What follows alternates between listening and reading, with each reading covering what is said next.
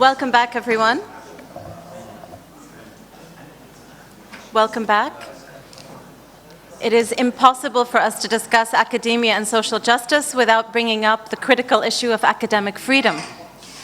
And so, when we opened the call, we knew we would get many papers talking about academic freedom, specifically with regards to the right and the ability to advocate for the liberation of Palestine. And we're thrilled to have 4 papers on this topic, on the challenges on advocacy for Palestine, particularly in Western academic institutions. And of course, we had to reach out to Stephen, particularly to moderate this panel. Stephen joined AUB as the Edward Said Chair at the Center for American Studies and Research. He holds a doctorate in Native American Studies from the University of Oklahoma. He is the author of Uncivil Rights, Palestine and the Limits of Academic Freedom, as well as numerous other books that I would strongly recommend. Stephen, the floor is yours, my friend. Okay, am I on now? Okay, great.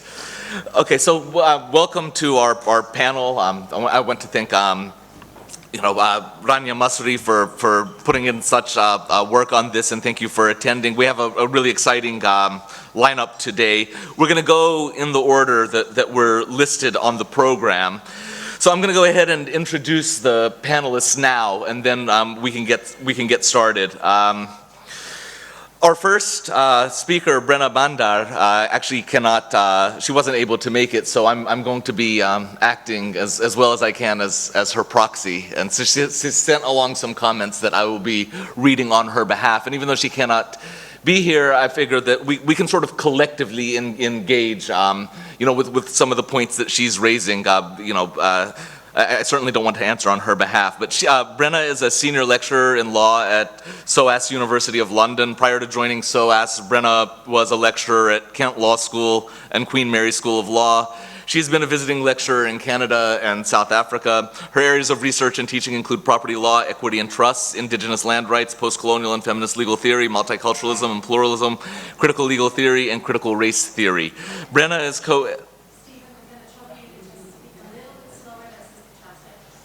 Sorry. Okay, yes. Gotcha. Brenna is co-editor of the Routledge book series Law and the Postcolonial, Ethics, Politics, and Economy with Denise Ferreira da Silva and Mark Harris, and has served on the editorial board of Feminist Legal Studies and the International Advisory Board of the Law and Society Review. Brenna will be followed by, I want to make sure that I get the order correct, Rafif Ziadi. Rafif is a postdoctoral research fellow at the University of London, SOAS, working with the Military Mobilities and Mobilizing Movements in the Middle East project with Professor Lali Khalili.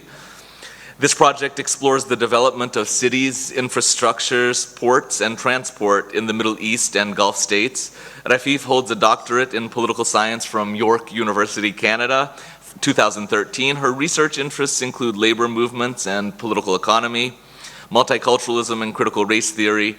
Rafif is also a Palestinian performance poet and human rights activist. She received an Ontario Arts Council grant from the Word of Mouth program to create her debut spoken word album, Hadil. And her new album, We Teach Life, features a blend of poetry and music with original compositions from Phil Mansour. She was chosen to represent Palestine at the South Bank Center Poets Olympiad in 2012. Rafif is one of the founders of Israeli Apartheid Week internationally, a member of the Palestinian Academic and Cultural Boycott Initiative, PACB, and serves on the Secretariat of the Palestinian BDS National Committee. Max Agel, to my left, is a doctoral student in development sociology at Cornell University.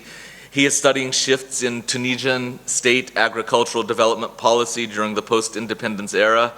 His scholarly writing has been published in Middle East Report, Historical Materialism, and the Journal of Peasant Studies. He is an editor of Jadaliya's Palestine page and a longtime activist in the Palestine Solidarity Movement, including in the student movement at the campus and national level. And then to my far right is Tariq Al-Di. And Tariq is a Palestinian-American organizer based in Washington, D.C. He's the public affairs coordinator at Georgetown University's Center for Contemporary Arab Studies. Tariq is actively involved with the audio journal Status Hour, where he hosts a regular segment entitled Reclaiming Academic Freedom. He graduated with a BS in finance from George Mason University in Northern Virginia, where he was a founding member and chairman of GMU's Students Against Israeli Apartheid, SAIA, which is a fantastic group. He intends to pursue graduate school with hopes of developing and conducting research on resistance economies. So I'm going to go ahead and present Brenna's comments to you and then turn it over to the rest of the panelists. And Brenna's paper is titled The Big Chill, Anti-Discrimination Law, Charities Law, and the Politics of BDS Activism in UK Universities. The use of law to coerce, dominate, and govern colonized peoples was first articulated by the Tswana-speaking peoples in South Africa in the 19th century. Komaroff notes that Tswana-speaking peoples, famous for their imagery of overrule, referred to the appurtenances of the law, courts, papers, contracts, agents, as the English mode of warfare. Komaroff coined the term lawfare to encapsulate the use of legal mechanisms to wage warfare by other means. The presence of the rule of law as a sine qua non of a civilized society became a key rationale for the imposition of colonial governance over vast populations and territories. Today, lawfare can be understood in a continuation from the colonial era as a political tactic to coerce populations into relations of dominance and to justify their disenfranchisement. The self-proclaimed existence of the rule of law and democracy in Israel, the US, and other nation-states continue to provide cover and justification for obscene forms of repression, both internally and on the global stage. Lawfare remains a key tactic in the repression of racialized populations and the dispossession of indigenous First Nations across the spectrum of settler colonial states. Yet, while the law was a primary means of fundamentally disrupting the political and economic fabric of indigenous nations, it has also been a means of advancing struggles for social justice and protecting a bare minimum of legal rights and entitlements. The use of law by colonized populations is a complex and inherently contradictory process. On the one hand, in creating new legal norms and identities through the recognition of the rights of the oppressed,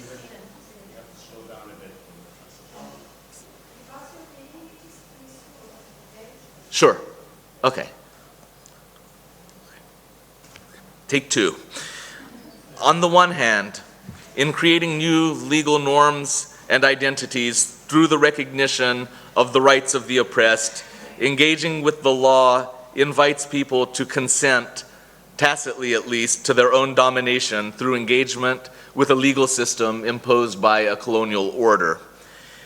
Engaging with law as a mode of resistance against the legalized theft of indigenous lands, fighting racially discriminatory laws that effectively create different tiers of citizenship, or using the law as a means of restoring what was taken through illegal means, or in some instances on the basis of legal doctrines now disavowed by contemporary liberal legal regimes, always carries a risk. That risk, so far borne out in Canada and Australia, is that the sovereign foundations of settler colonies will be reinforced even in the moment of the recognition of the rights of First Nations to the restitution of their lands and resources. The recognition on offer is always already caught within a settler colonial structure, lending legitimacy to a colonial political logic. However, the tantalizing promise of justice that law holds out means that it remains a significant part of struggles for decolonization and justice. Thus, on the other hand, we can't minimize the positive effects that some forms of recognition have had on communities in the short or medium term. In any event, recourse to the law is an inseparable part of the struggle to protect the basic rights of individuals and collective groups, and most certainly remains a vital part of political resistance. Currently, the term lawfare refers to a new means of using the law to subjugate those who oppose apartheid policies and practices of dispossession. Lawfare now also refers to the widespread attempts in different jurisdictions to criminalize political dissent and repress political speech and expression. I want to turn here to the specific landscape of BDS and attempts to stop BDS activism through the use of litigation and, significantly, the threat of litigation. Although attempts by Zionist and pro-Israel groups, as well as state prosecutors in some jurisdictions, to engage in this form of lawfare spans Europe, Australia, and North America, I will confine my comments to the United Kingdom. So far, attempts to prevent the discussion, debate, or adoption of BDS policies in trade unions on the basis that they are anti-Semitic or discriminatory on the basis of nationality or religion have failed. In the Fraser versus UCU case that was heard by the Employment Tribunal, to take one example, Ronnie Fraser, a member of the Universities and Colleges Union, that's acronym UCU, brought a claim under the Equalities Act legislation of 2010 against the UCU. The Employment Tribunal released its decision in March 2013 with no appeal by the claimant Fraser. While the decision is only that of an employment tribunal rather than a higher level court, its wholesale dismissal of Fraser's claim is not insignificant. Mr. Fraser alleged that UCU was liable for harassment on the basis of his protected characteristics of race, Jewish, and religion or belief, also Jewish.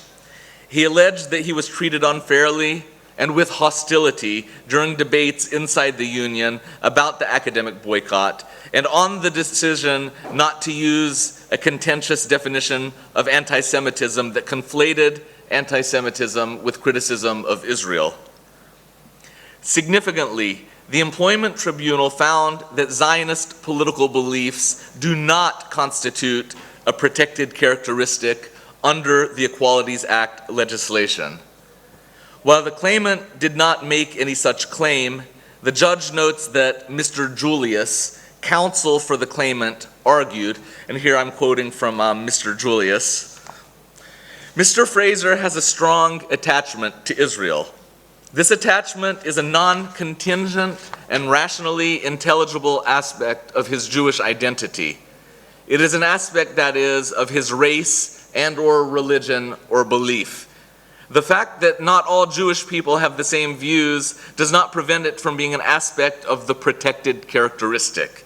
A significant proportion of Jewish people have an attachment to Israel, which is an aspect of their self-understanding as Jews or Jewish identity. End quote. I'm back to Brenna's comments now. Counsel argued that the claimant's identity as Jewish is inseparable from his attachment to Israel.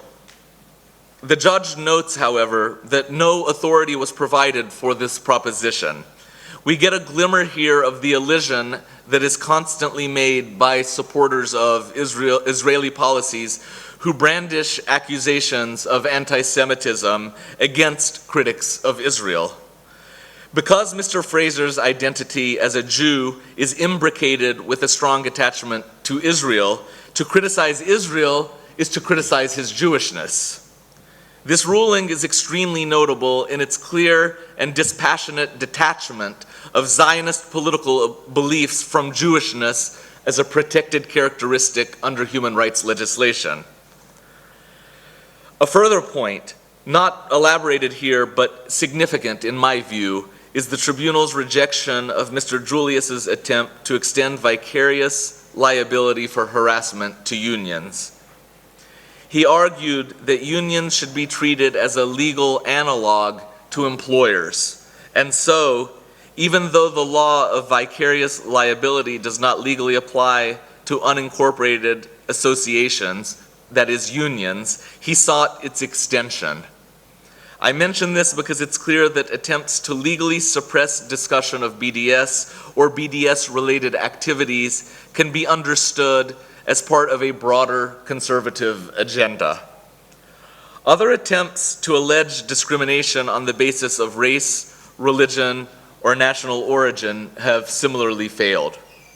A case brought by Moti Crystal against the NHS and Unison, the UK's second largest union. What's NHS? National Health Service, just so we can all be on the same page. For discrimination on the basis of nationality and religion after he was dropped as a speaker at a Unison event on the basis of the union's BDS policies. The case, in which he was represented by leading QCs, was inexplicably dropped. Queen's Counsel, thank you. Okay, Rafif will be our second translator. The case in which he was represented by leading Queen's Counsel was inexplicably dropped in spring 2014 after a pretrial motion was heard in autumn 2013. One can only surmise that the pretrial motion did not go in his favor. Prosecuting people for aggravated trespass when taking part in BDS-related activities, as in the Ahava case, is a different matter. But cases brought on the basis that BDS-related activities are discriminatory have not had success in the UK. Despite the fact that these attempts to legally condemn BDS as violating anti-discrimination law, the mere risk that BDS activity could violate charities law is currently having a chilling effect on BDS activism in the United Kingdom. In the UK, approximately 30 university students' unions have passed motions in support of BDS. Just last year, SOAS passed a motion in favor of BDS after the first school-wide referendum on the issue held in the country. However, the response by some boards of trustees of student unions and colleges have stymied BDS activism and have left students' unions in a very difficult position. The claim is that to engage in BDS activities as set out in various motions would potentially violate the restrictions on charitable organizations regarding political activity. It's important to note at the outset that the risk identified is just that, a risk, far from a legal certainty, as has been expressed by lawyers hired by boards of trustees to produce a legal opinion on the matter. The boards of trustees, not the student unions themselves, are the instructing clients. At the moment, it seems that the mere possibility that a student union or academic association that is constituted as a charity may violate charities' guidelines is preventing unions, which have a democratically established mandate to pursue BDS, from doing so. The King's College Student Union was unable to implement a BDS motion after the Board of Trustees deemed this risk too great. The SOAS Student Union is similarly facing challenges from the governing body, who have stated explicitly that as a school, the BDS motion adopted just last year after a school-wide referendum should not be implemented in their view. The legal opinions do not establish in any definitive sense that to engage in BDS would with certainty, or even any particular likelihood, violate the restriction on political activities of charitable trusts established for educational purposes.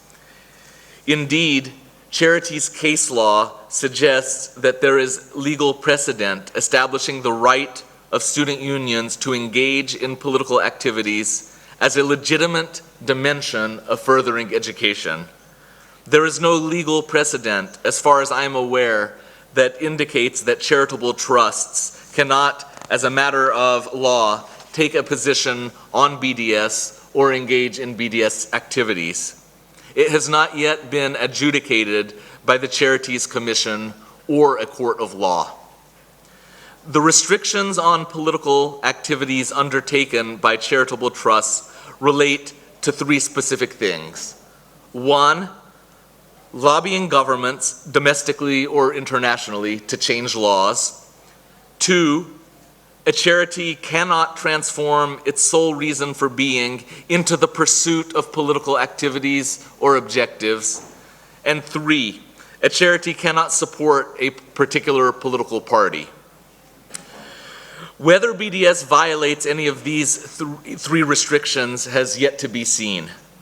The attempts to stifle and prevent BDS activism are mirrored in other threats of legal sanction recently announced by the UK government, which recently announced its procurement policy note, the PPN.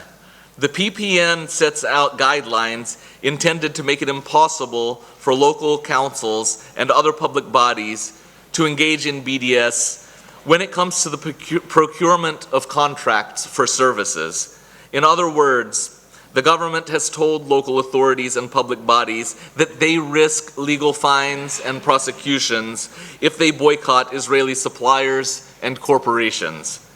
There is a compelling argument against this policy note, namely that such guidelines will prevent public bodies from fulfilling their obligations under international law and most certainly go against recent advice from the Law Commission on principles for ethical investment. The prevailing tendency seems to be one in which conservative interpretations of charities law are having a significant effect on the abilities of student unions to engage in BDS. Public authorities are being threatened with sanction if they engage in internationally recognized standards of ethical investment. This chilling effect requires a robust political response, in addition to a legal strategy that will give confidence to students' unions and public bodies to continue with BDS efforts. An important question is how to combine a robust political response with legal strategies that will protect student unions and push back against the overall tendency to criminalize dissent, political expression, and activism. Lawfare, it seems, is taking on a new life by exploiting the fear of legal sanction, even where the real possibility of violating laws is arguably remote. Thank you. Well,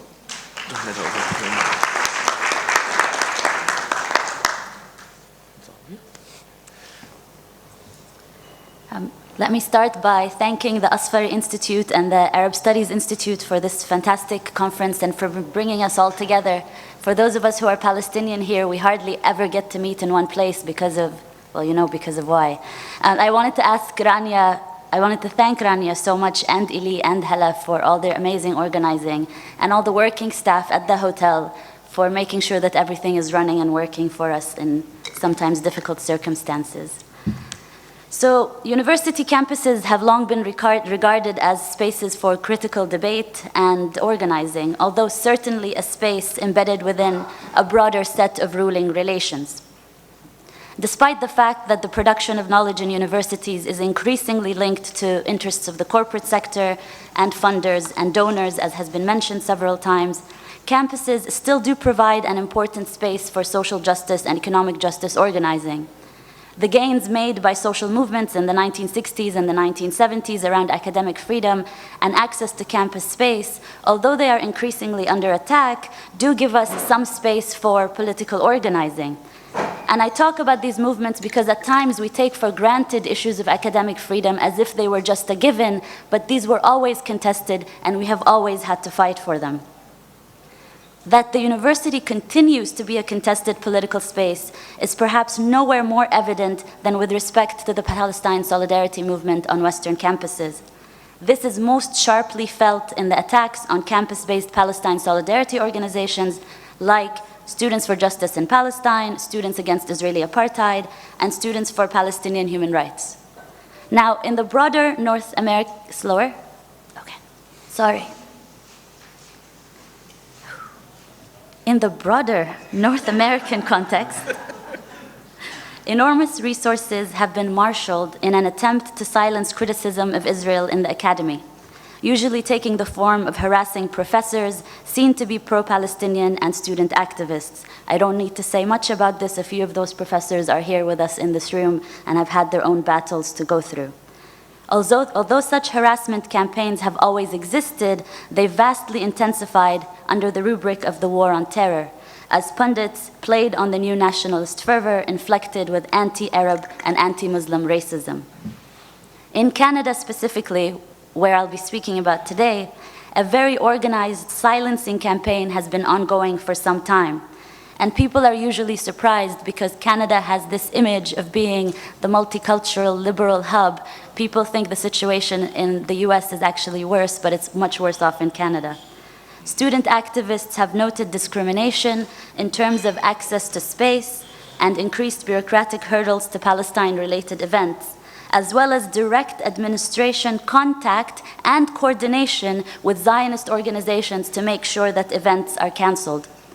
The silencing campaign has included attempts to actually ban the term Israeli apartheid from campuses, like happened at McMaster University. They literally wanted students not to utter the words together. It included the banning of Israeli Apartheid Week posters in 4 campuses in 2009, and this is the poster that I'm speaking about that was banned. There are ongoing attempts to ban Israeli Apartheid Week altogether, and motions in the Ontario legislature condemning the event.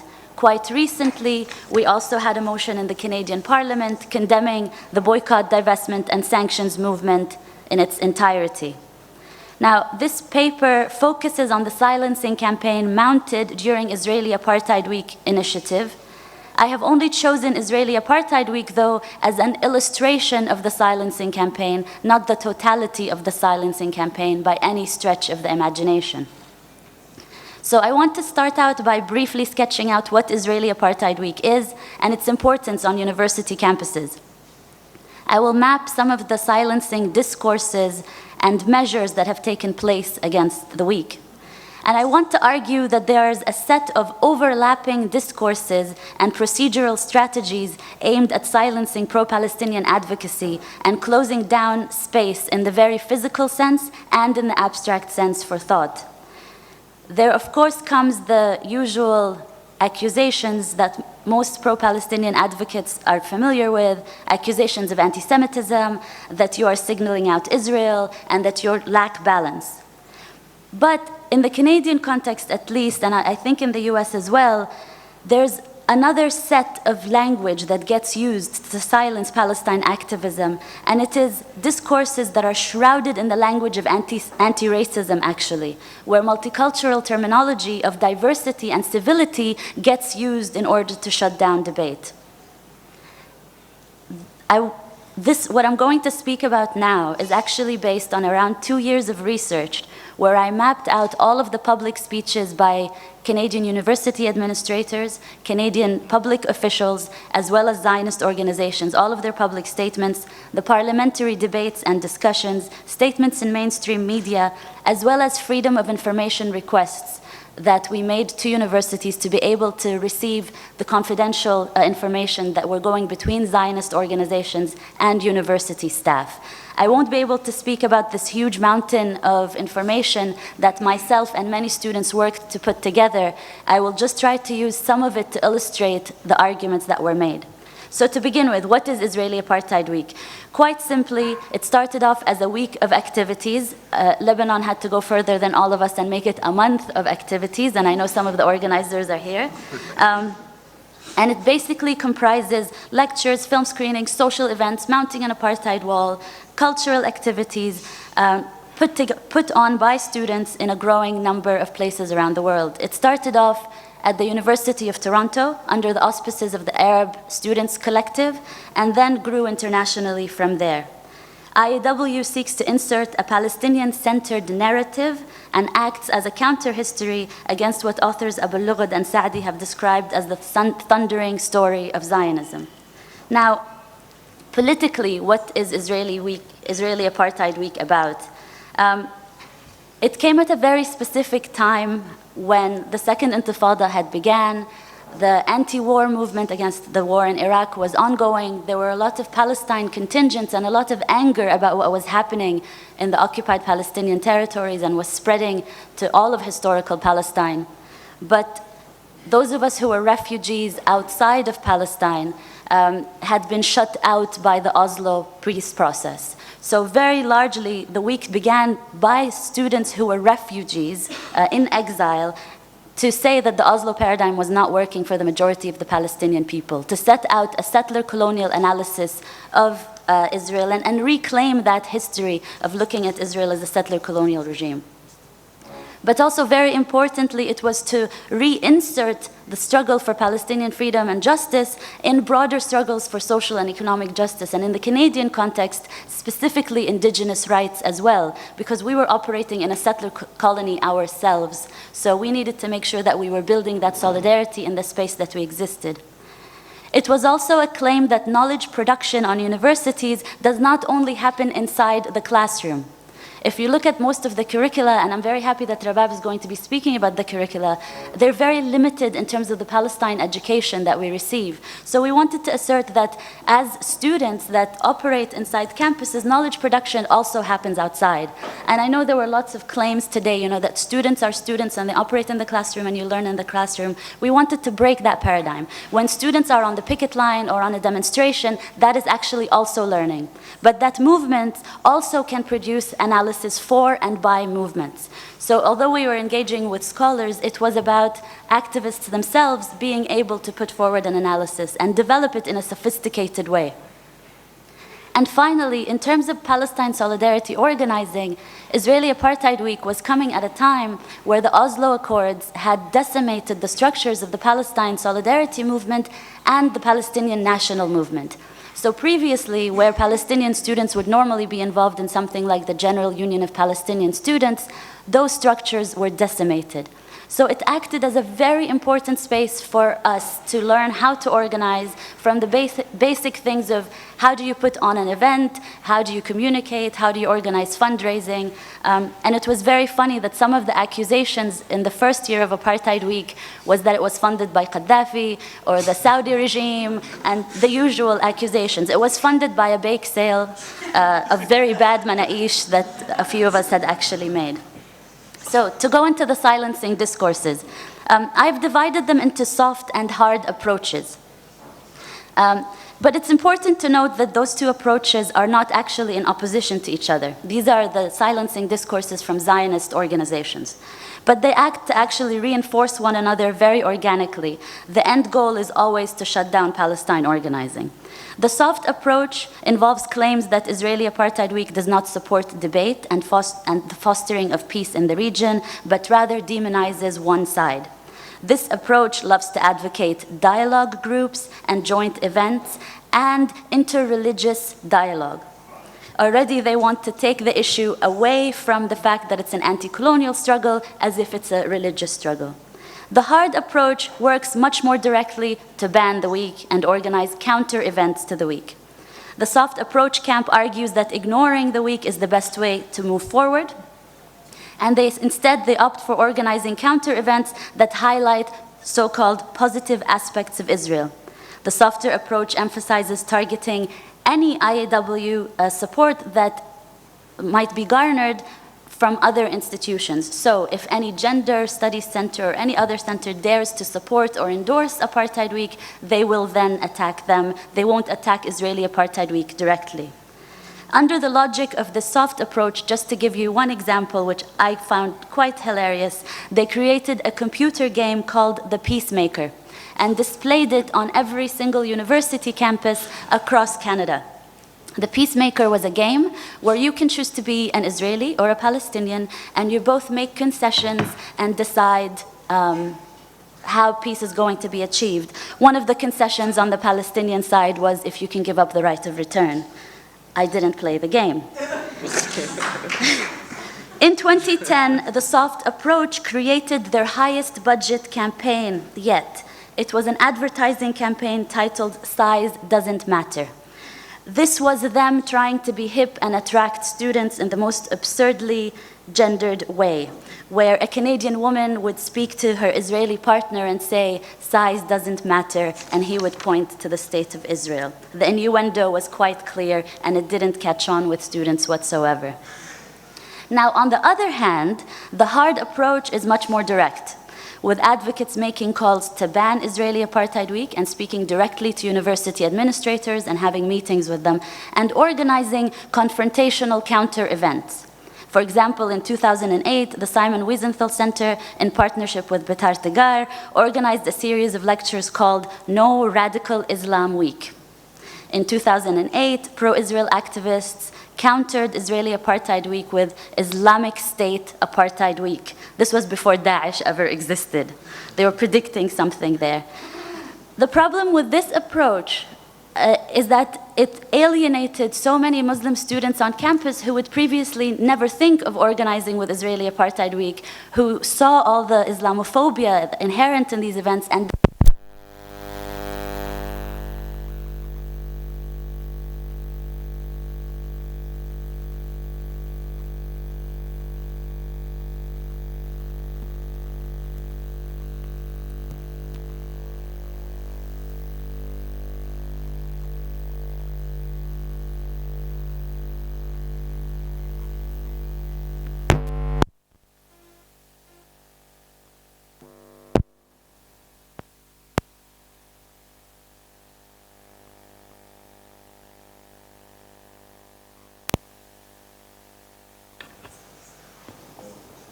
You're good, yeah.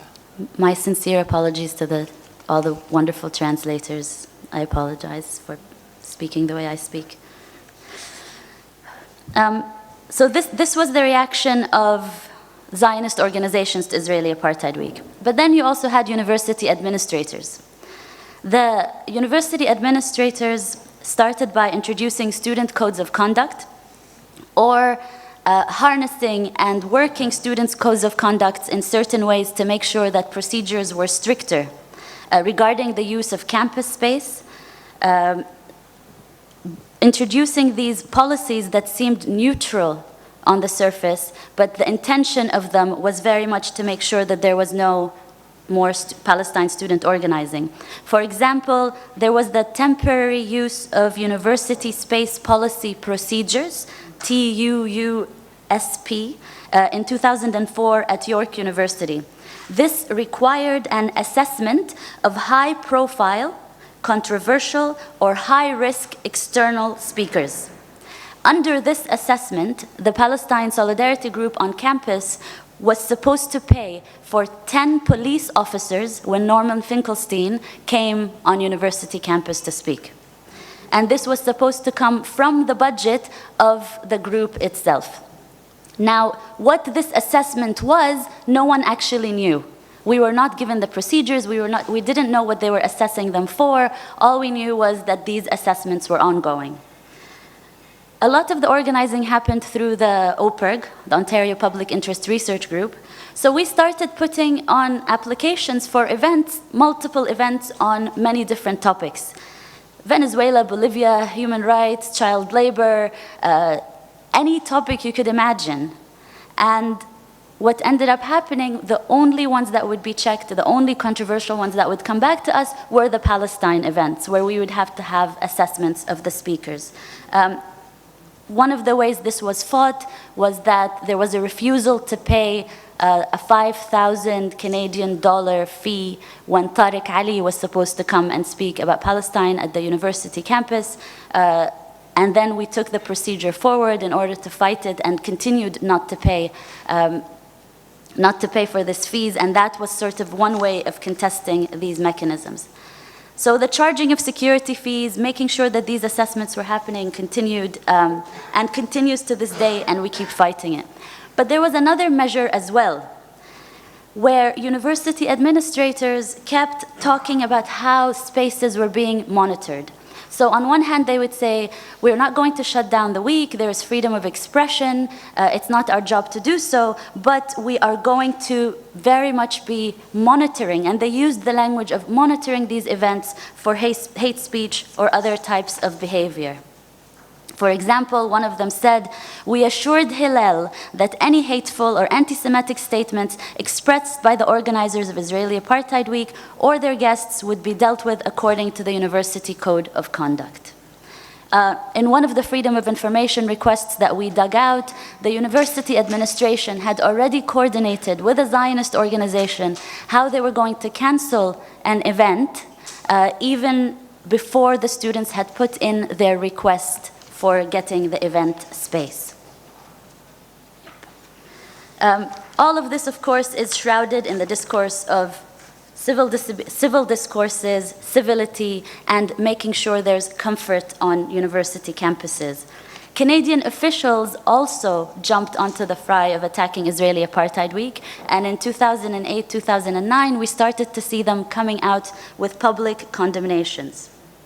Someone like Minister Jason Kenney, who was the Minister of Multiculturalism, said, Israeli Apartheid Week, it is disconcerting that university student groups would promote these gatherings in a manner that demonstrates a complete disregard for the safety and security of Jewish students and professors and the general well-being of campus life. I call on all Canadians to reject anti-Semitism. This was coming from a minister. And I'll just briefly go through the different kinds of discourses that they went through. That you are signaling out Israel, that you are anti-Semitic, that IAW goes against the values of diversity, civility, and respectful dialogue, that Israeli Apartheid Week goes against safety, inclusivity, and comfort, that it lacks in balance, and one of my favorites was that Canada and Israel share a set of common values, values of democracy and women's rights. And I want to highlight just a brief quote from Sherry DeNovo from the New Democratic Party while they were debating the condemnation of Israeli Apartheid Week in the Ontario legislature. I just want to quote this because of the layering of Islamophobia, Orientalism. Anyway, you'll see from the quote. It was interesting that one of the Muslims, a well-respected one, and I won't drag his name out in this debate, said that Israel is one of the few places, the only real democracy in the Middle East. He said, having a bit of a struggle for rights in Iran, I would certainly say I would much rather live as a Muslim in Israel than in Iran at the moment. And I think he speaks for many Muslims, and certainly many of us, certainly as a woman. So she had to put the woman part in there just so she covers all aspects of how racism works.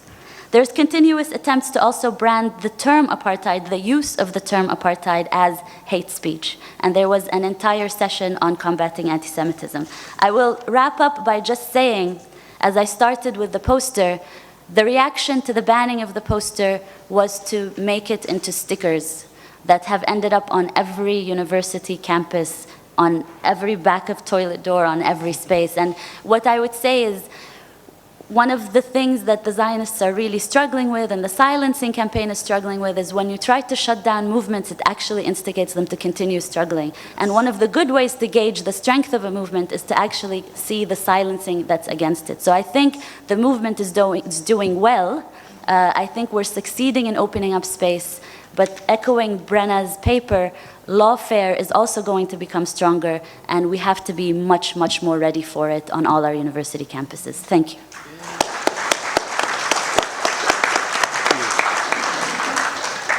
Thank you. We'll turn it to Max. I want to thank the Asfari Institute and the Arab Studies Institute for putting this conference together, and also the co-presenters for their presentations. And I also want to note that my analysis here comes from a collective experience of organizing with the Cornell branch of SJP, and some of the analysis of the mechanisms of backlash draws on a collective report from the International Jewish Anti-Zionist Network, The Business of Backlash. So to start with an anecdote. After a protest which we organized in 2012, which the Cornell campus police tried and failed to repress, I was talking with an older friend, a professor at Cornell. He was surprised. He said, that's what we fought for in the 1960s, so you could go and protest without a problem. He was referring to the free speech movement, the battle to open up the university for student speech. The most famous speech from Mario Savio during the free speech movement in Berkeley, Savio referred to the administration as an autocracy, a firm, with a board of directors, before this kind of discourse was common as it is now. So I'm going to describe a short trajectory of organizing from 2012 to 2014. And it starts, as the mood of the student movement then was, with a lot of reaching out from Palestine work to other groups, So we had begun reaching out to the Chicano National Student Group, MECHA, which had recently endorsed BDS on the national level, and to campus feminist and anti-racist groups, post-Occupy groups, and Native American student groups. As Israel began to attack Gaza in November 2012, we prepared a protest, which had something like 20 endorsements from a lot of on-campus and also off-campus groups. We set up a Facebook event, and on Friday, before the protest, which was early the next week, received a funny email from the administration saying that they wanted to make sure our protest would go smoothly. Thank you. We ignored that email. In the words of one member of our group, we assumed they were trying to police our protest. The Campus Zionist group, which used to be called CPAC, registered their own counter-protest.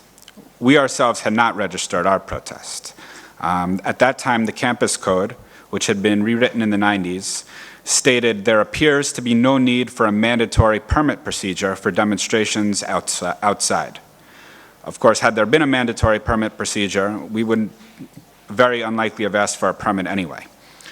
In any case, what happened was that the CPAC student leaders actually admitted that they had procured a permit because they thought it would prevent us from using the space. So as the protest began, we had, basically as the fruit of our organizing efforts, about double the number of people as the Zionists did. And this is at Cornell, so this is, we consider this kind of an achievement. This is not a best place for organizing for Palestine in the country, you can say. So at this point, as we began our protest, a protest monitor, who was actually a dean appointed to regulate students, and a police officer approached me repeatedly as I was carrying a megaphone. So what I did, and what we had agreed to do, was just say into the megaphone, please stop policing our protest. At this point, according to the chief of campus police, CPAC had the rights to the space, and they asked us to move out. So what they did was, they tried to remove us from the space, started demanding identification from university faculty who were participating in the protest. The Cornell campus police also threatened one person with arrest, which was me. They said, put down that megaphone or we'll arrest you. I don't want to be recorded cursing. You're not a student. Okay, well, that wasn't the case. But, and in the process of moving towards me, they threw a female graduate student to the ground who had been between me and police. At this point, we had left the plaza of our own accord, as we had planned to do all along, and went to the administrator's building where we kept chanting and issued a series of demands. And now a bit of background information. The chief of campus police, who had authorized this repression, had gone to Israel in October 2011 on what was called an Experience Israel training tour in Tel Aviv. According to her, and I'm quoting, the conference's focus on security of communities tied in nicely with our jobs here of keeping the campus safe from external threats.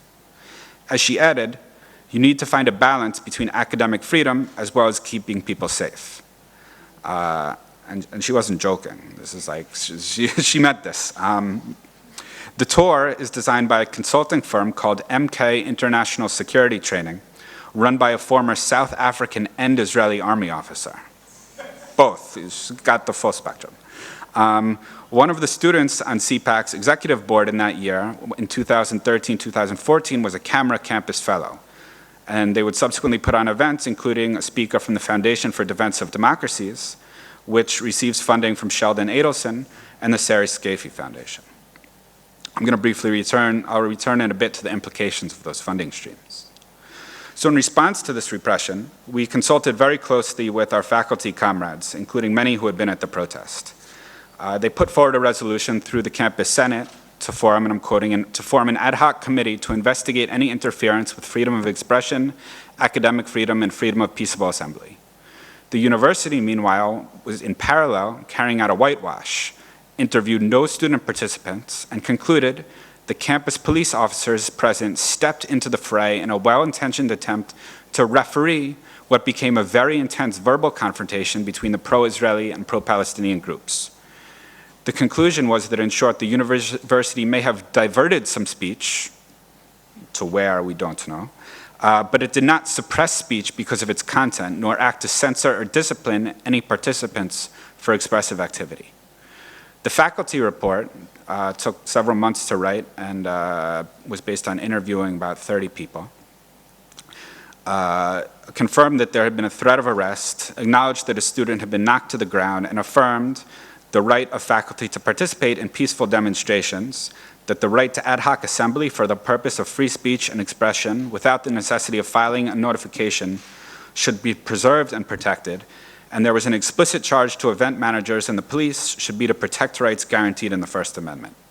And those of you who are at universities, which is almost everybody, I think, know that this is, this was found considerable fault with the university. It was a very strong report. At this time, the University Assembly was in parallel trying to go around this other report and was implementing changes in the campus code, knowing that this fault-finding report was coming out soon, and tried to put in a mandatory permit procedure using so many words. And so we mobilized against this again with the faculty, and it was voted down. In turn, we caused such a delay in it that basically it went to the subsequent year, and the University Assembly again considered revisions, and again they tried to ignore the recommendations of the Faculty Senate. Again, we sat in on the proceedings with banners, and eventually there was a revision passed to the campus code, which now states, outdoor picketing, marches, rallies, and other demonstrations generally pose no threat of long-lasting exclusive use of university grounds. No university permit is required for such outdoor activities. And I haven't done a canvass of the campus codes, but at least at private universities, I think this is one of the most progressive in the country. So as we continued building up to divestment, or trying to divest, which we were unfortunately unsuccessful at, we did take over the student assembly and issued a series of demands, one of which was to reverse a bus fare increase. And that was the one which was ultimately granted. And so I want to bring out several points related to this experience of organizing that offer some lessons or at least some reflections. So the first was organizational. We really worked, all the student movements are by now in the US, or almost all student groups are by now doing a lot of organizing with other student groups. And I think this is great that it's kind of become the common sense of Palestine organizing, as it should be. We worked part of it because we were older grad students, but we also worked very closely with the faculty, and this kind of made them more supportive not just of Palestine, but also of free speech and also of other things. Like, we couldn't have won this victory without the faculty being actively involved. And this really pushed them to kind of get involved in other things. And this was, I think, it was a really good collaborative effort that I think is important to build on. There can be a tendency to look outside the community, especially for legal support or especially for mentoring. And often that support exists in the community you're in. And by reaching out to it, you kind of widen the circle of solidarity. And that was an important lesson we learned. And it was also people who weren't necessarily, who may have in the past been progressive, not on Palestine, because they saw just students fighting for what they thought was right, they joined the work. And we were able to open the conversations about Palestine as well. The second point is the tension between law and organizational efforts. And I don't have any large strategic or philosophical claims, but just smaller claims related to our own experience.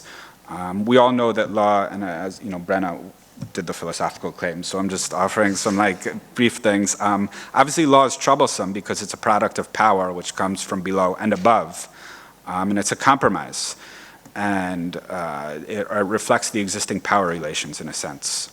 So it has a conservative aspect, and conservatism in a moment of reaction is kind of a double-edged sword, because it's about stasis, of keeping the world as it is. So in the face of people trying to roll back to actually be reactionary, to roll things back, the law can be very helpful. And if there's a worldwide revolutionary movement that's like putting in place, Benjamin's like notion of like laws, founding violence, establishing violence, okay, we have a different story, but we're not there yet. We're working on it, I hope. So until then, the law is an extremely powerful legitimating device, especially in the U.S. Even it helps for people, especially students who feel vulnerable or from targeted communities. It helps to know that actions are lawful, and not just at the psychological level, but it also makes the price of protest lower. If something's legal, it becomes much harder, but not impossible, to punish us as students or non-students. So I don't think we can afford, especially at this moment, to ignore the law, and we have every interest in making the law conform to what we want it to be, while we should also keep in mind that the impetus for our protests comes from our own consensus, decision-making processes based on what we think is right. And there may be a mismatch between what is right and what is legal. But at the same time, this is why it was very important for us to change the campus code, which had already been in a certain sense friendly, but to really make it crystal clear that it protected the rights that we thought we had naturally. Another aspect of that is that this change in the campus code was actually a gift which we were able to give to every subsequent protest at Cornell. A legacy to the student activists for Palestine or for other struggles who continue to do the work. And so in this way, we were able to look out from the Palestinian struggle or the BDS work and look to joint struggle by offering something to the broader student movements. Now I just want to make a brief note on the nature of our opposition, which is we have speakers, we have students who are camera fellows who are receiving funding from outside institutions. The Hillel is heavily funded by outside institutions. The speakers that the CPAC is bringing in are funded by Adelson and the Scafee Foundation, in other words, casino money and oil money. And we have right-wing speakers coming in to defend Israel, paid for by that money. We have a revolving door through which the Israeli military security complex, which is actually the child of the US defense industry, trains US police officers to repress political speech. And all of that is justified with that ever malleable discourse of security and safety, which are, of course, the watchwords of repression. And so what we see is that the opposition, through programs, institutions, investments, is weaving a weft of reaction that we need to confront. And as the capstone, the school just built a new wing called Claremont Hall, who's also a heavy funder of Zionist backlash work. So this touches on my concluding point, which is that although we did not, unfortunately, gain a declaration of support for divestment through the Student Assembly, we did gain an important victory in preventing the administration from increasing the bus fees beyond the free speech victory. And the increase in bus fees is basically an aggressive tax on poor students at Cornell. Very often, and it's complicated because Palestine is kind of it's one of the hottest campus flashpoints right now in terms of political work. So it's often the leading edge of campus work, campus political work. I mean, there's a lot of other things going on too, but it's kind of one of the main struggles. But the tension that comes out of that is that often, because that is one of the main struggles, it can often we need support from other students. And sometimes we aren't able to offer them support, especially if they're not fighting a struggle at the same level, or they're just not thinking about campaigns and so forth. So what we were able to do is that we were able to give rather than ask, which kind of builds up a great legacy for future work. And this is not exceptional. There's other groups that come to mind. There's the joint struggle to divest from private prisons at Columbia University, which was also linked to G4S, which we've just, as a movement, just had a huge victory on. And of course, there are others, and I think all of these are beautiful models. And the more we're able to build these struggles jointly, while taking, of course, the BDS call and the particularities of the Palestinian struggle, which demands specialized work, especially in the US or French or Canadian context, I think the more successful we'll be in our work. Thank you.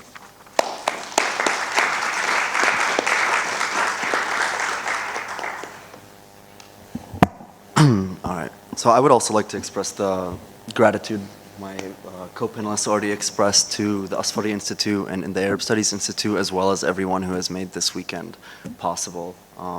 So with that, let me start.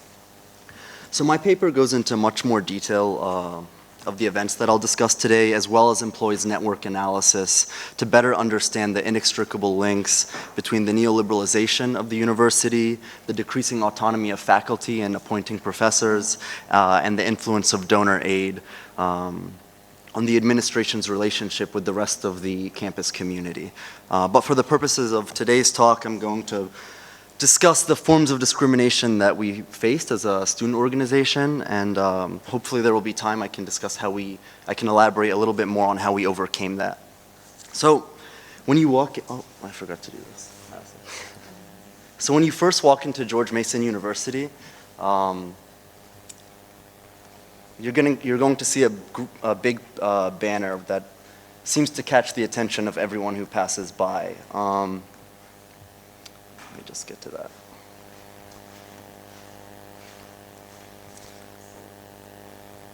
So because of this banner, one might assume that historically GMU has embraced a radical political climate, but the reality is quite the contrary.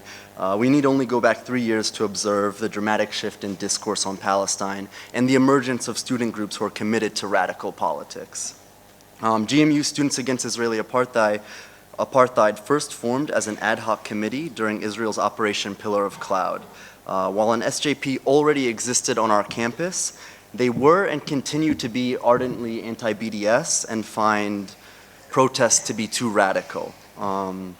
So we wanted to establish an organization that would address the issue of Palestine on campus without making appeals to authority, which I would just like to point out as more of a symptom of, I think, of our geographical location to Washington, D.C., and we can talk about Beltway syndrome in an entirely different discussion, but so there's that. So come January of 2013, we had completed the required forms to become a registered student organization, and all that was left was to wait for our organization number so that we could start using space on campus. But eager to begin organizing, we accepted an invitation from GMU's International Socialist Organization to share a table so that we could start flyering and build support for our group. Now, leaving the kiosk, we felt very empowered. The student body received us very well. We were very excited to see what we could do on campus. But little did we know that evening, that would be the beginning of our tumultuous relationship with the administration. So the administration's tactics to silence critiques of Zionism can be divided into two phases. And it's interesting that you were bringing up the soft and hard approaches because the university did something very similar. Now, excuse me. The first phase is marked by an outward denial of rights without plausible justification, just shutting us down completely and not worrying about anything after that. Now the second phase is where they began to employ policy reforms that were aimed to circumscribe our agency and reach on campus. The repressive tactics exercised during these two phases reveal a set of double standards applied to our group that are ubiquitous to groups that express criticisms of Zionism. Now, for this reason, I believe it's important to examine and challenge the policy reforms that aim to centralize power within the administration, because that is what I believe creates and prohibits movement building on campus. It prohibits movement building on campus. Ultimately, though, this would pave the way for restrictive policies that would affect all student groups on campus and would actually backfire on the administration as students started to form politically conscious groups to kind of push for transparency, and they weren't necessarily for Palestine, but they were kind of seeing that this centralization of power was a problem. Now, that evening, the assistant director of student organizations emailed me threatening to revoke both the ISO's club status and our application if we continued to kiosk in the student center on the basis that we were not yet a registered student organization and did not have access to the university's facilities. Now, the assistant director went on to inform us that this was a formal warning, and if we were to receive an additional warning, both organizations would be terminated immediately. I responded to the assistant director's email requesting where I could find the guidelines to abide by so that we could, how to navigate the university space. Eventually, I ran into them on campus and was informed that their superior had actually received a complaint from an outside organization and assured us that this was just a misunderstanding and that they were going to clear everything up, and that she would retract the formal complaint. Now, Saya's second encounter with bias in regards to Israel manifested through the university's newspaper, formerly entitled The Broadside. The paper published 2 libelous pieces that contained blatant false statements of fact with the clear intent of defaming and dismantling our organization. And here we see the piece, and here are some excerpts, from the article. Now, by allowing articles that labeled Saya as a hate group to be published, the paper not only served to defame our organization, but it exposed Saya members to harassment and threats of violence. After threatening the Broadside and GMU with legal recourse, the paper published an edited version of our formal complaint. But this was not among our demands. We organized students and alumni against the paper and were later informed of the editor-in-chief's resignation. Interestingly enough, the next semester, the newspaper was rebranded as the Fourth Estate, and none of the articles containing Saya's name were moved to the archives. Now, the final act of discrimination we faced during this initial phase of repression was the refusal to accept our application to become a registered student organization. Despite submitting the necessary forms and attending the required trainings, the assistant director of involvement they basically just put it on freeze. So it wasn't anything concrete, but it's important to note that. Now, by the final day of that we were allowed to apply for funding, I had had enough. I basically walked directly into the assistant director's office and confronted them. Are you going to allow us to be an organization or not?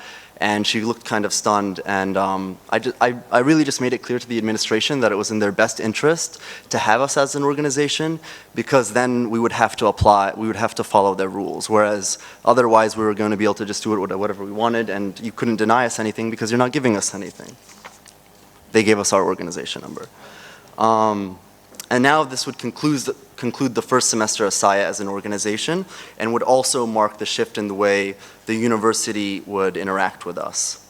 From this point on, we would no longer be blatantly denied our rights without plausible justification, but the administration would administer these existing policies and enact reforms aimed to circumscribe our agency.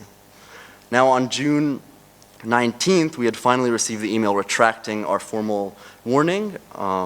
And in the email, the university advised us about this revision of the student handbook that I had asked for earlier, and that they would soon be sending it to me. But they made sure to warn me of 2 policies regarding their poster posting and vending, sales, and solicitation, also known as policies 1109 and 1110 respectively. Upon further investigation, we found that both policies actually serve to unconstitutionally limit the freedom of expression of both faculty and students at GMU. So, for instance, policy 1109, administered by the Assistant Vice Principal for University Services, states that posting of materials or distribution of flyers and leaflets without prior approval, as specified above, will be considered as littering and is subject to the laws of the Commonwealth of Virginia. Additionally, the classification of unapproved flyers as trash not only restricts freedom of expression, but it allows the university to criminalize the distribution of material it disapproves of. In the state of Virginia, oh man, I'm really dry. Asif, okay. In the state of Virginia, littering is a Class 1 misdemeanor punishable by up to 12 months in jail and/or a fine of $2,500. So if you can imagine, just for leafleting on campus. The policy also allows for the university to revoke an RSO's privileges or its status as a student org. Now, policy 1110 states, no use shall be permitted which is inconsistent with the mission of the university or which shall result in the undue competition with local commercial enterprises, or to further causes which are adverse to the well-being of the university. This one policy alone can be unpacked for a lot of different topics, but for the purposes of this talk, I'm just going to elaborate a little bit on it. You know, at GMU and many other universities, there aren't any established procedures that allow students, faculty, and staff to actually enact change within the university. At best, we serve as advisors to the president and the provost's office. So here I believe there's an opportunity to hold university administrators accountable to the values-based rhetoric a lot of universities deploy about this false representation of, democratic whatever and blah, blah, blah. Yeah, so who holds the administrators accountable? Who determines what is adverse to the well-being of your university? I would argue having investments in G4S and these things don't really represent maybe the student body, but I guess university presidents might disagree. Policy 1110 requires that the distribution or solicitation of any literature or newspaper by GMU or non-GMU organizations and individuals be subject to prior authorization. These policies grant administrators unfettered discretion to censure students and faculty wishing to express dissent through the distribution of leaflets, flyers, or newspapers. This is a blatant violation of the First Amendment's guaranteed rights of free speech. Mind you, George Mason University is a public university. Our first encounter with these policies were after we had hosted a kiosk in the student center. We were warned that we were not to leaflet in front of the kiosk. But in place of filing a complaint on the content, based on the content we were distributing, the administration began to restrict the areas on campus which were deemed free speech zones. Again, I thought it was a public university. I thought all land should be, you should be able to express free speech. Eventually, the only location on campus that was not under the administration's purview was an outdoor square in the middle of campus. Being an outdoor square without any walls meant you couldn't post any posters, and that in the winter, the already arduous task of leafleting became even more difficult, and imagine a DC winter. Now, the final policy reform the administration instituted during my time affected the duration internal organizations could reserve to have their banners displayed in the various centers on campus. Now, this is a reasonable and logical policy, but it only emerged after SIA had submitted a banner. The campus, before that, the banners were advertisements to have banners. So students weren't involved. We're a commuter campus. They're always giving us funds to try to get involved, but when it comes to SIA, it's like, actually, if you don't mind, can you not be as active? Yeah. So then I think it's also important to note, I graduated George Mason 3 years ago, and before presenting today, I wanted to go on their website and see the student handbook, and you'll see it's still coming soon. It has yet to be released. So it's just funny, this is how they're able to kind of follow us. Now, this administration's policy reforms and visible application of a double standard towards the organizing efforts of SIA has had consequences that extend beyond limiting freedom of expression. By heeding to the complaints of external organizations, the administration implies that the students in SIA are not valued members of the GMU's campus community, which has led to the harassment and open threats that have been levied against us. Now, the administration's lack of a response to one event in particular, I believe, epitomizes this implicit endorsement of harassment and mistreatment.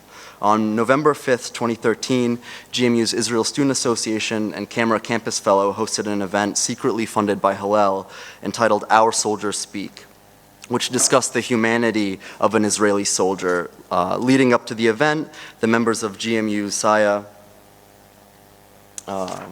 and its Camera Campus Fellow circulated comments on social media and alluded to acts of violence against SIA students and implied that they were preparing to fight us. Undoubtedly, SIA had prepared a dignified and principled action to protest the presence of an occupation soldier who boasted of his experience as a heavy machine gunner in the invasion of Lebanon in 2006. When SIA arrived to the event's venue, we were received by an excessive police presence in addition to the speaker's private security forces.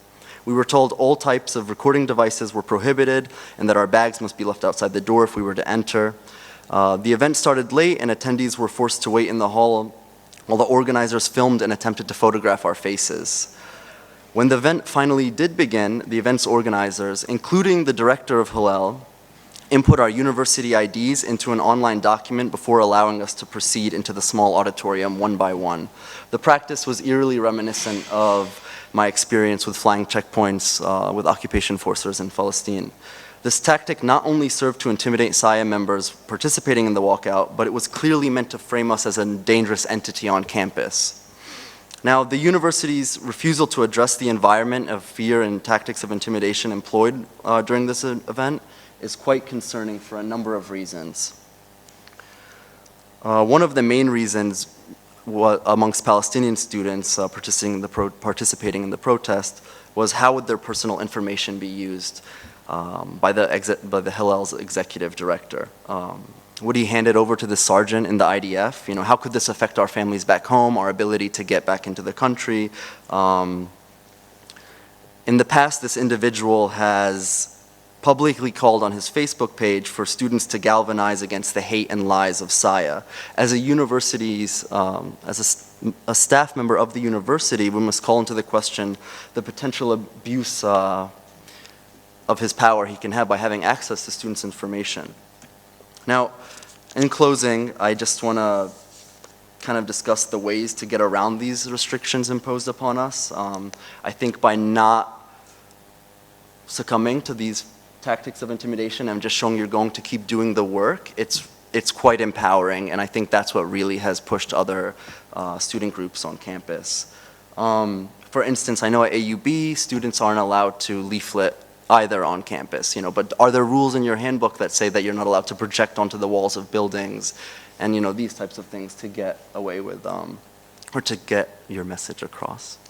You know, I really appreciated Tori's proposal to organize academics as labor. I think, and, you know, Max and I were discussing this as well, you know, some of the ways we respond to what might seem like insignificant violations of our rights actually mirrors a lot of the ways that union organizers organize within the workplace. Every time there's a very small infraction, you make a big deal about it, you organize people against it, and people will eventually start to get behind you.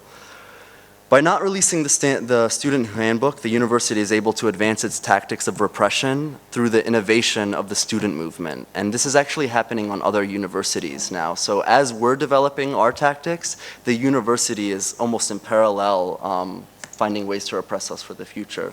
And just to close, and I can talk a lot more about this, but at least at Mason, you know, the struggle of the student body and faculty, it cannot be, our repression cannot be compartmentalized. You know, a lot of students in the US see the faculty almost as in opposition to them just because of silly things like work, like the workload. But for political students, I think we need to kind of come together with the faculty, and we can talk more about that later. But thank you.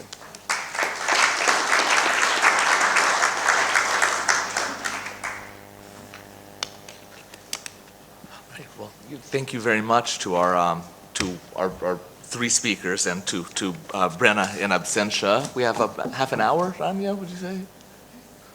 20 minutes? Okay, enough time maybe to take some questions and comments for our speakers, if there are any. Please. That's a great panel. Thanks very much to every one of you for your comments.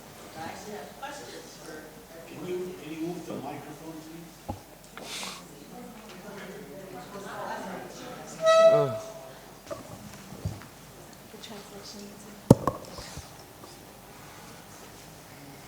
Can you hear me?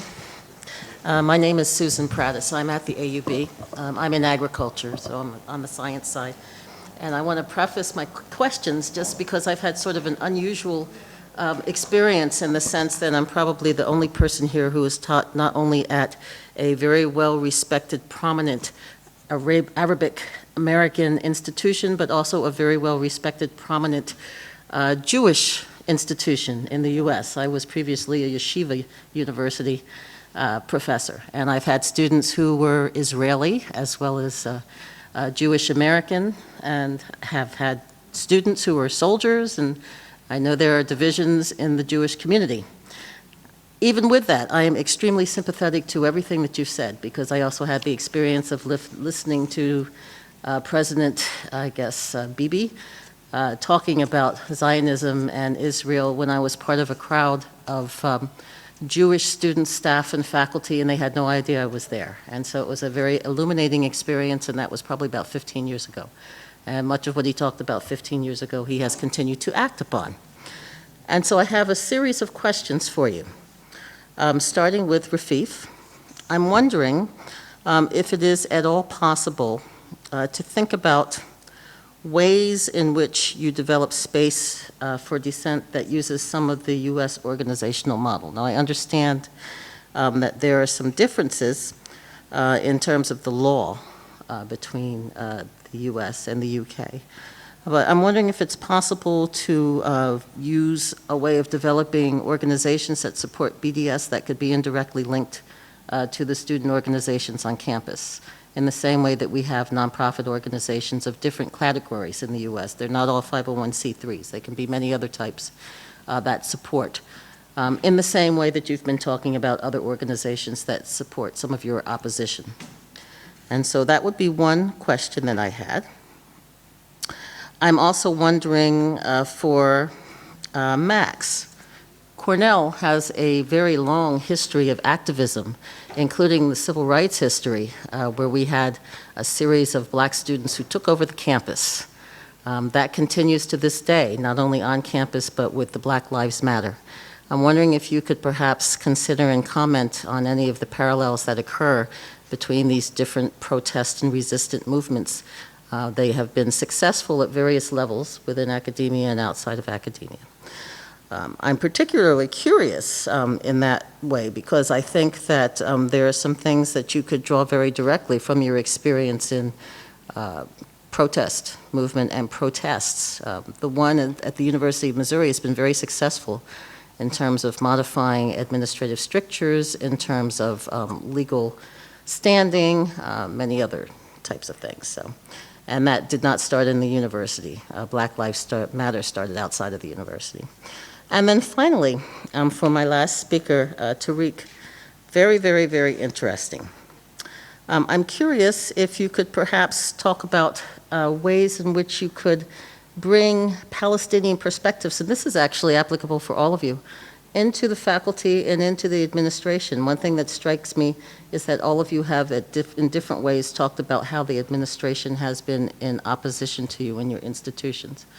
Would it be possible to perhaps help to grow a cadre of people who could serve on faculties and in administrations who have your interests at heart, and perhaps start to manage some of the expectations and behaviors from the other side?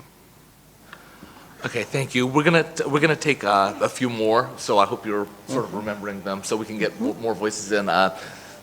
Sari, yes, please. Okay.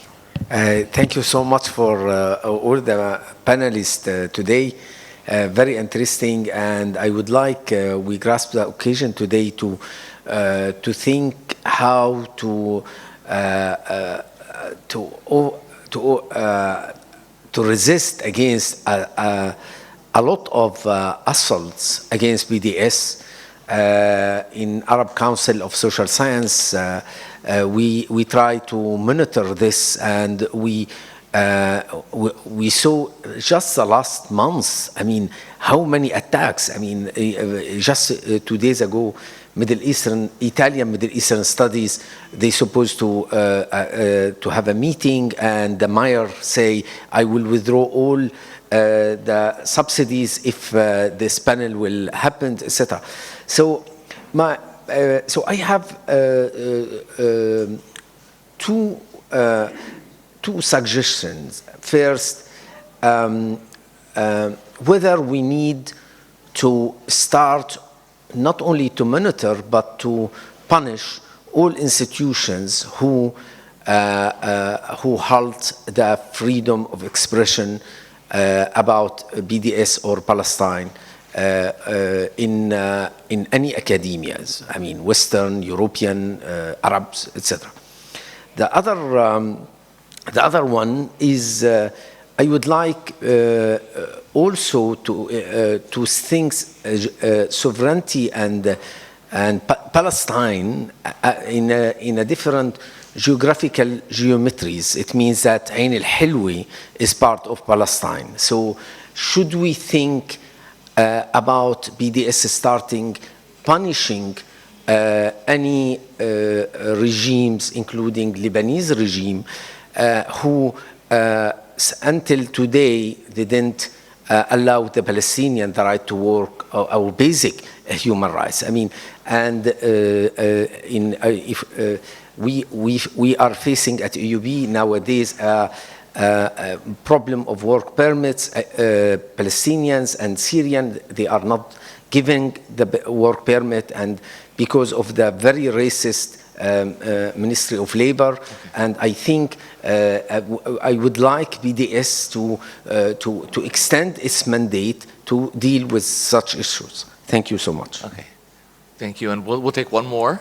Did you? Yes, please. Thank you. First of all, thank you to everybody who spoke. It's really super exciting to hear stories from other contexts. So my question, all of you talked about it, and the remarks that were read also talked about this, but I think you all raised a super interesting and important conversation that I would like to hear more about, and that is the really delicate relationship between responding to administration, using law, using languages of rights, using languages of needing to defend our rights from the administration, versus rejecting those. And this is a long-going conversation in SJP also, especially at Davis, where SJP tends to play the role of the more conservative organization by engaging with admin, by engaging with our student senate. And then there are other student representatives and organizations that just refuse. And so yeah, is my question clear?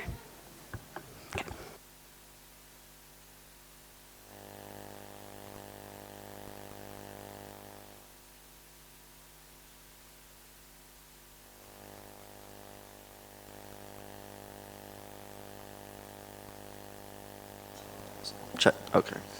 So to bring, for the first question that was addressed to me, to bringing Palestine to the perspectives of the administration through the faculty or maybe just directly to them, this is actually why I thought in the paper it would be good to employ network analysis. If you look, the president of the university, who was appointed in 2012, came from another university called Thunderbird School of Global Management, and so I'm just creating this really quick narrative of this. So you look at his position there, and then you see where was Thunderbird very closely associated with, which was the Arison Group, which is Sherry Arison. She's the richest woman in Israel. She has a corporation where 3 of the 4 arms of its portfolio either extend or directly profit from the occupation. And she's also, and this is good for the first paper that was discussed, she's leading the initiative actually worldwide. She's a real leader in this, unfortunately, on being a philanthropic investor. And she just wrote a book called The Doing Good Model. And just to give Saya a really quick shout out, at first it was called Doing Good Values, and we kind of critiqued them, like this doesn't even make sense as a university. So then the corporation changed it to the Doing Good Model, and to laugh at something. But I guess it wasn't funny. So if that kind of addresses why, I think when we map that, we can understand that the university has bigger stakes and also its allegiances, right? Like where are they actually going to fall? Now the faculty. Can I mention, I don't disagree with you. I was thinking the broader university. So the faculty, I can tell you, okay. But that's actually the Board of Trustees. If you look at other universities and other university presidents, that's why I'm saying that we should employ network analysis, because I think we'll see that that's actually very common amongst a lot of other presidents. In terms of the faculty, again, this is another issue that can be applied to other universities, is faculty governance. Faculty really do not have any say when it comes to changing policies or anything that has to do with the overall campus climate. And for instance, I'm using George Mason as a case study, but the university president resides over the general faculty meetings. So what does that say for junior scholars wishing to express critiques against the university? What does that say about people who are vulnerable, right?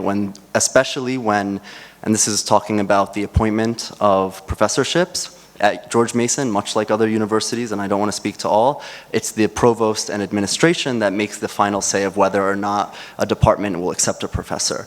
And I think that's very important to note. So what does that say about the relationship you're going to establish with the administration and general faculty meetings when these people can deny your colleagues, your future colleagues in the department? And then I think the question of punishing other Arab regimes who have, I mean, as a Palestinian, this is something that I've really thought about a lot over here, and I think this is a broader question for like the BNC and, or not just the, sorry, I don't want to centralize, that's another conversation we're having, but I think Israel would definitely be very happy to see something like that, so I think strategically, how can we not put Arab regimes and Israel almost as like applying a similar set of policies against Palestinians? I don't know, this is a larger question.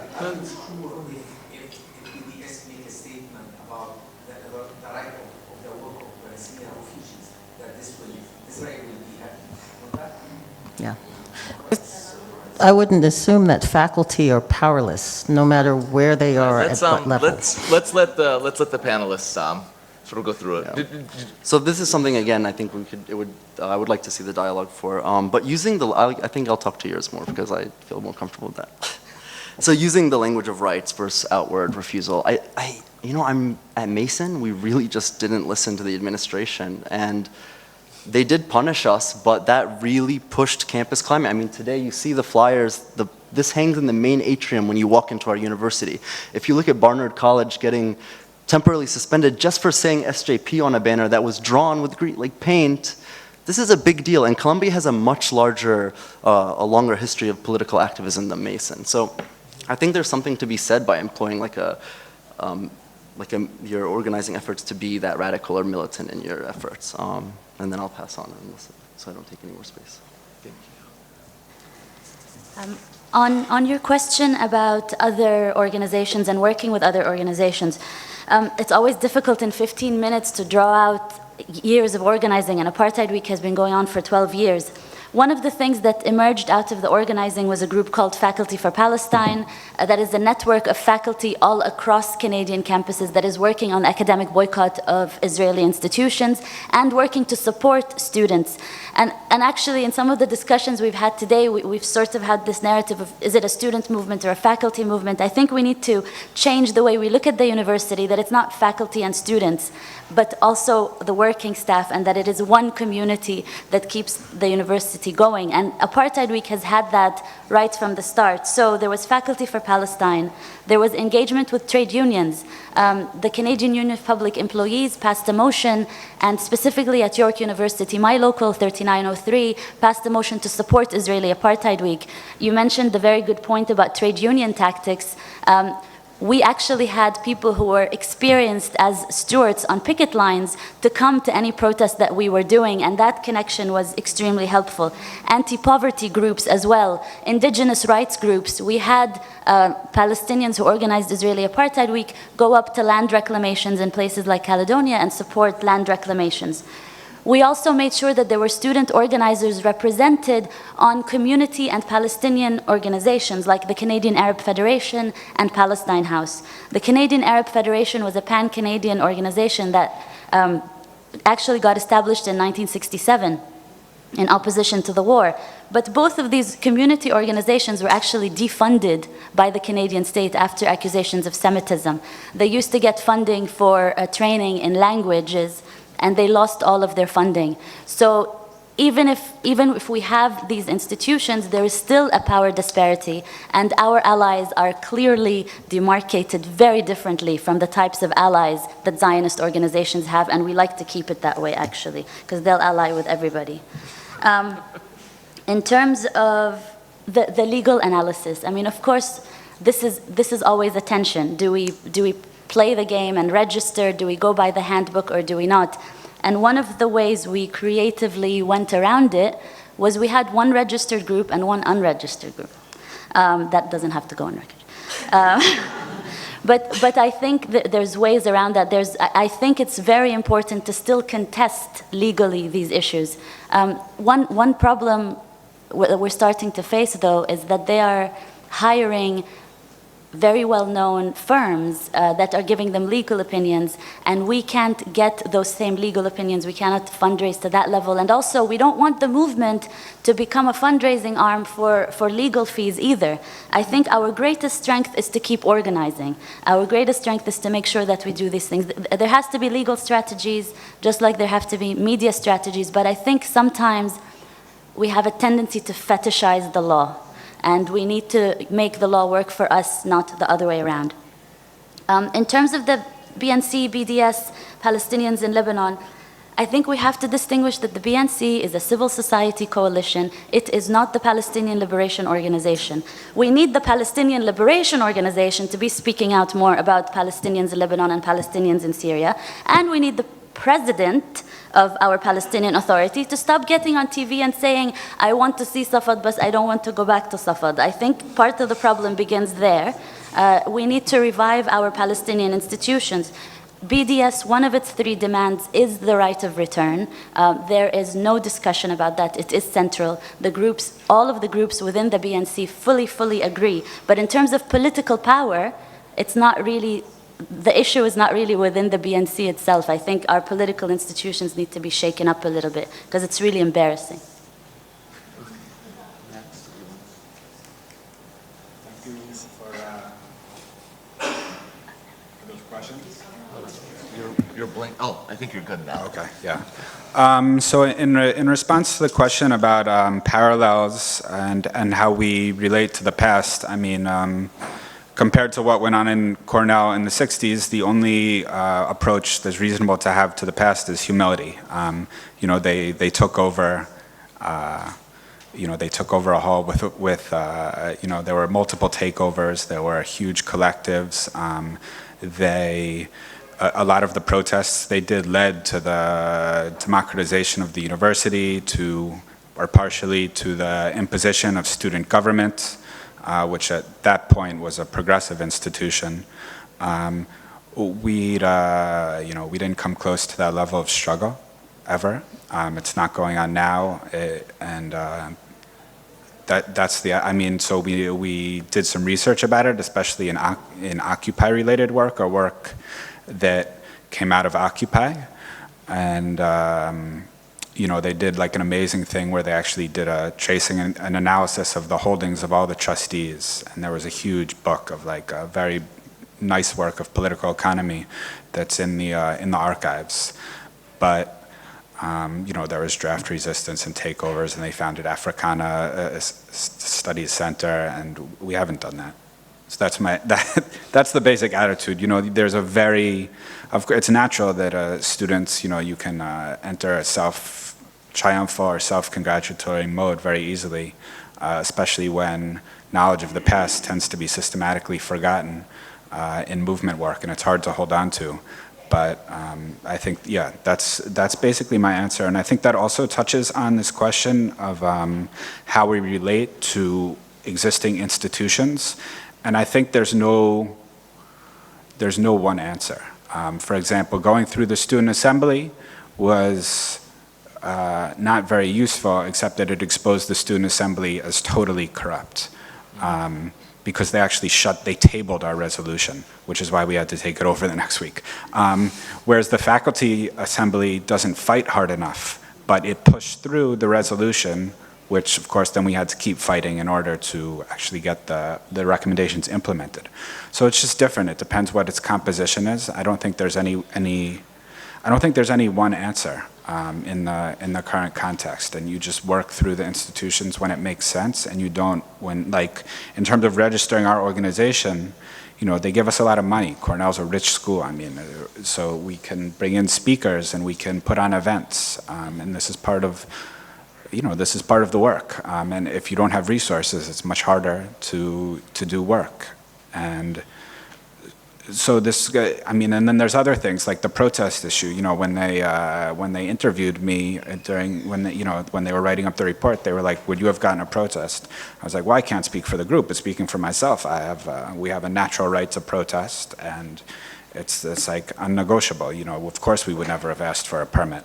And I think this is the right attitude to make the law conform to that. And because if there's a permitting procedure, it's going to be used in in regressive ways, in my opinion. And finally, to just touch on this notion of expanding BDS, I mean, it's not for me, I think, to say about expanding BDS. You know, I would respond, you know, for me, for the Palestinian BDS call, it's responsive to a call from Palestinians. And that's why this specific strategy has its core legitimacy.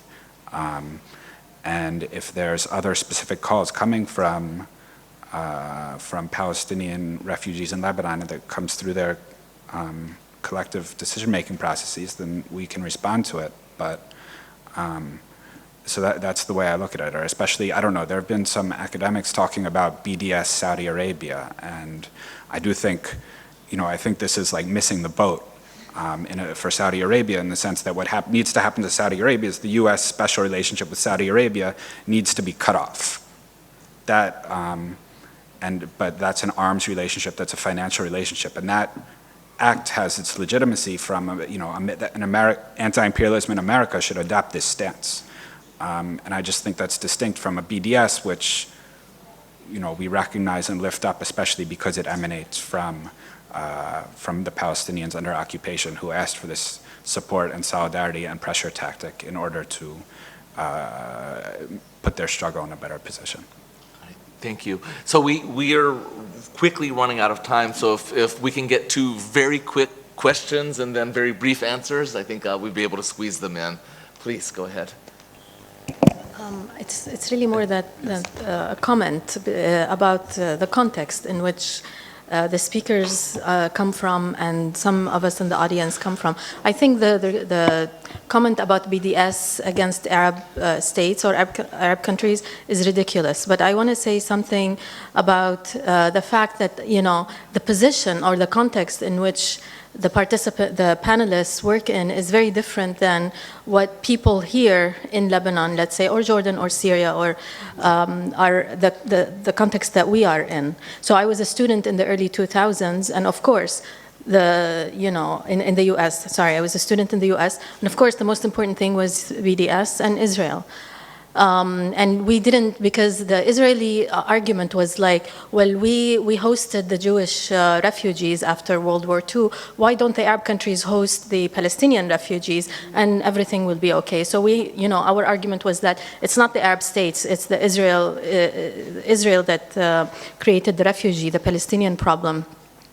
But I think, just to talk about the Israel Apartheid Week here at AUB in Lebanon, I think it's extremely important, even though there's, the issue of the Lebanese state has clear laws about not dealing with Israel. It's extremely important because I think it can work to raise consciousness among young Lebanese people that the Israel Apartheid Week is about social justice. It's not about, we just hate Jews, we just hate Israel because our leaders or our state tell us to hate them. It's because there is a social justice issue, and we need young people to be conscious of that and to understand the history.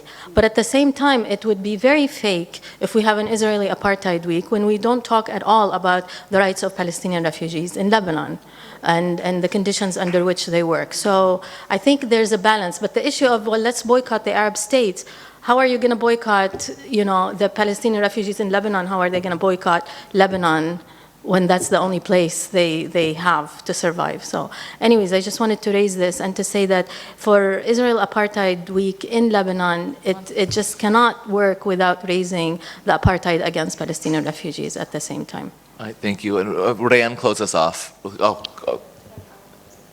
Okay. Go ahead. I just have a short comment. It's actually related to what Sausan had just started talking about, and that's the context of where our speakers are coming from and the activism that's happened around Palestine in the West and in the US, and specifically on campuses, and the advancements that have been made over the last 10, 15 years. I went to George Mason in the early 90s, and there was, I went to graduate school there, and there was nothing of the sort, and that's before Bassam and people like Tara and others. But anyways, the idea is that things have gone quite a long way as far as campuses in relation to activism around Palestine, and we have to kind of recognize that. And things have gone backwards in the Arab world, and specifically at AUB. And So maybe we should have another session about, activists doing Palestine work on Arab campuses, which is critical. There's a marginalization of faculty and students. There's no funds. There's all sorts of ways that are being kind of practiced against talking about Palestine on Arab campuses now within the geopolitics of the region. So maybe we'll have another session about that issue. Thank you. And Rani, you finished us off. So since you specifically brought up Israeli Apartheid Week at AUB, we've been doing Israeli Apartheid Week at AUB since at least 2008, if not since 2006. And this year we have an Israeli Apartheid Month throughout Lebanon, from the University of Balamand in the north, Lebanese American University, AUB, as well as Mukhayyam Shatila, Mukhayyam Burj al-Barajni, Mukhayyam Ain al-Hilwi, Mukhayyam al-Baddawi. We also have events further south and in Halba, and we're connecting with individuals in Damascus. And when I say we, I mean students and faculty at all these universities, in addition to people that are organizing within communities in each of the camps. And we have the rights for Palestinians has always been actually part of the Israeli Apartheid Week in Lebanon, and it remains extremely centered. And it would be ridiculously hypocritical for any of us in Lebanon to organize for Palestinian liberation and not to organize equally as strongly for Palestinian rights in Lebanon. So I just want to attest, and there's many other organizers here of Israeli Apartheid Month in Lebanon that recognize that Palestinian rights in Lebanon is actually one of our 3 principles, and it remains one of our 3 principles as part of this month. So I just want to clarify that issue. Thank you. And those who have been doing the organizing have been doing a terrific job. I think that those of us who have witnessed or participated in it ought to point that out. If Max, Tarek, Rafif, if any of you has any closing thoughts, please feel free to share. But before, really quickly, lunch is at, because I know I'm going to forget, lunch is at UG Vivaldi Restaurant. Yes. We have to be back at 2:30. Have to be, okay? It's underlined. We're not going to be late, and we're going to let our speakers, should they choose, send us off to lunch with even more to think about. So. I mean, context is of course always important, but the rights of Palestinian refugees in Lebanon and in Syria is actually part of Israeli Apartheid Week internationally. It's not like we only talk about it when we're in Lebanon. I'm a Palestinian refugee to Lebanon, and we have had endless, I mean, if there isn't something about Palestinian refugees in Lebanon, I'm always the one they want to kick out of the meeting. So it's part of Apartheid Week in its nature right from the start. The thing I was responding to was this idea of the BNC issuing things against the Lebanese state at this moment. And I just want to give one nuance. In Canada, one of the things we faced was, why don't you do a BDS campaign against Lebanon? And they actually had a Lebanon Apartheid Week. Now, I agree the conditions of Palestinians here are apartheid-like. But I think we need to, when we say things like, let's BDS Lebanon, that's really out of context. I think there's one thing to speak about the rights of Palestinians in Lebanon versus let's BDS Lebanon. And I think that's a nuance we really need to be aware of. One thing that I think is interesting and would be really good is to have this conversation with organizers here as well, because there's many similarities in our discussions, but they're quite different. And one of the issues with Apartheid Week growing internationally actually has been, how do you apply this paradigm in different places and make it work in a local context? Organizing in a settler colony is very different than organizing under a dictatorship where there's certain words that you can't use, for example. We have had BDS activists in Egypt being arrested recently. So I think we need these conversations to be geographically more spread as well. Thank you.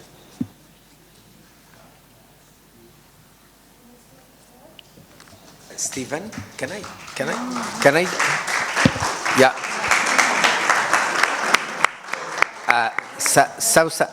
Sousan, I didn't ask for boycotting the Arab countries, but I'm talking about form of activism organized around BDS, and I thought it's interesting to keep an eye what is going on, etc. Of course, it's not the same level of action. It's not.